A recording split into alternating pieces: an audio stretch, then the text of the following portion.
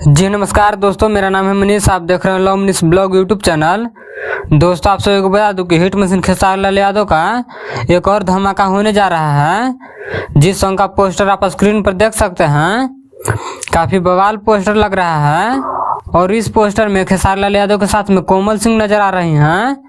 और दोस्तों, आप सभी को बता दूं कि इस सॉन्ग का नाम है सड़िया ये बलम और इस सॉन्ग को गाए हैं खेसारी लाल यादव और इस सॉन्ग को लिखे हैं कृष्णा बेदर्दी और म्यूजिक भी दिए हैं कृष्णा बेदर्दी। और इस सॉन्ग का वीडियो डायरेक्टर है आशीष सत्यार्थी और कोरियोग्राफ किए हैं सन्नी।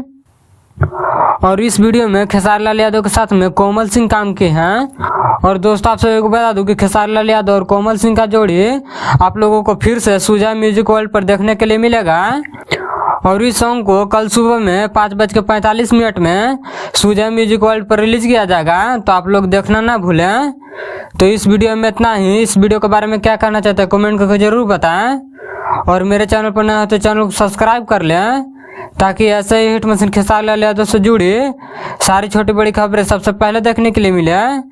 तो मिलते हैं अगले वीडियो में, तब तक के लिए जय हिंद।